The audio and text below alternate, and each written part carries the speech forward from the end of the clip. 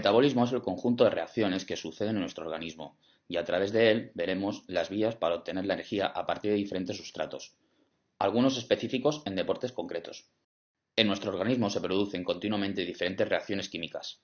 La función de estos procesos es el mantenimiento de un equilibrio interno que permita la vida. Nuestro cuerpo está en constante cambio, aunque se mantiene dentro de un equilibrio, homeostasis, dentro del cual es posible la vida. Evidentemente, los procesos se realizan a nivel químico, pero podemos generalizarlos en dos funciones básicas.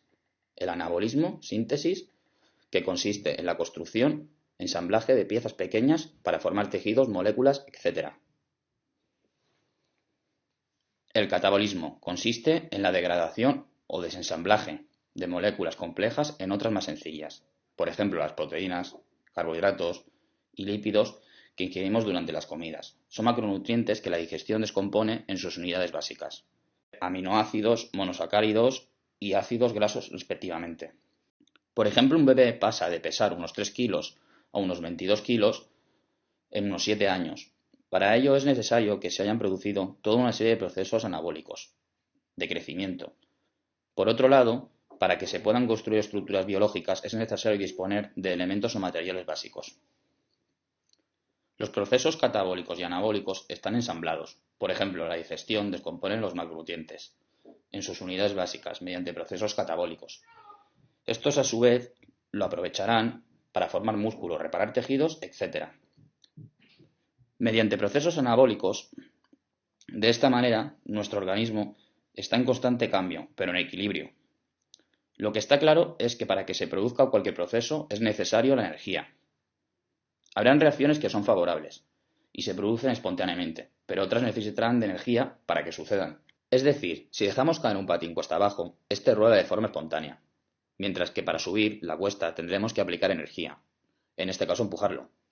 La contracción muscular precisa energía que obtendremos de moléculas, que poseen un gran potencial energético y que iremos descomponiendo para extraerlo. ¿A qué nos referimos con energía potencial? Es energía que tienen las moléculas en sus enlaces y que se libera cuando lo rompemos. Sería parecido a un objeto que está colgado en un hilo. Potencialmente tiene energía, por estar a una cierta altura, y se libera cuando cortemos el hilo, porque cae y se rompe. Lo mismo pasará con los lípidos, glucosa, etc. Para producir energía iremos rompiendo estos macronutrientes. El adenosíntrifosfato, ATP, es la molécula energética por excelencia. Es la principal moneda en los procesos energéticos. Las moléculas altamente energéticas, sobre todo los lípidos y la glucosa que obtenemos de los alimentos, van a tener que convertirse en ATP para que se puedan aprovechar. En resumen, ayudará a responder el ATP que se va gastando en los procesos de nuestro organismo. Hay dos vías para reponer el ATP, que se va agotando: la vía anaeróbica y la vía aeróbica. La primera se produce en el citosol celular. No necesita oxígeno para producir energía, y por esta misma razón no puede alargarse mucho en el tiempo. Un ejemplo son los deportes que exigen de mucha fuerza, intensidad, explosivos, de potencia, etc., que requieren de una gran cantidad de ATP en poco tiempo.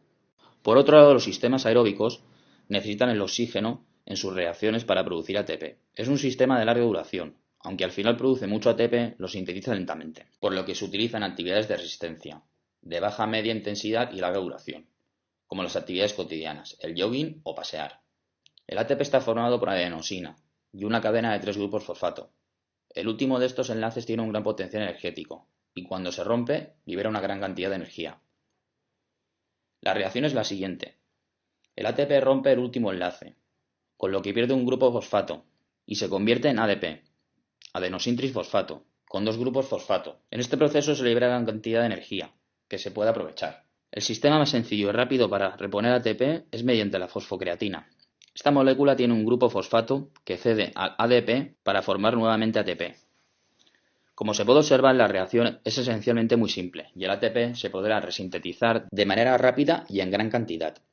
Esta vía se denomina anaeróbica aláctica porque no requiere del oxígeno y no se produce un residuo llamado ácido láctico. En intensidades altas, no máximas y prolongadas de hasta 3-4 minutos, el ATP tiene que producirse también con rapidez, pero se produce a una velocidad más baja que la vía anterior. Este metabolismo se basará en la degradación de glucógeno y la glucosa, almacenadas en el músculo, pero también en la que se encuentra en sangre, y que entrará en el músculo durante el ejercicio. La glucosa contiene 6 carbonos y será descompuesta en 2 moléculas de 3 carbonos, el ácido pirúvico Una vez llegado a esta sustancia, se han producido 2 moléculas de ATP, si partimos de la glucosa, y 3 si partimos del glucógeno. A esta vía se le denomina anaeróbica láctica, debido a que en condiciones anaeróbicas se produce un residuo denominado ácido láctico, que rápidamente es convertido a lactato.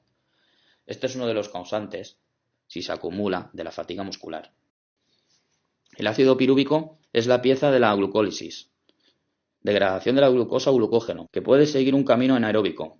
El ácido pirúvico 3 carbonos, en condiciones aeróbicas se degrada en una molécula importantísima, denominada acetilcoenzima A, 2 carbonos, que es el combustible utilizado por las mitocondrias para producir energía. El acetilcoenzima A entra en la mitocondria y pasa por una serie de reacciones llamadas ciclo de Krebs, o del ácido cítrico, que irán produciendo energía, que se utilizará para la síntesis de ATP.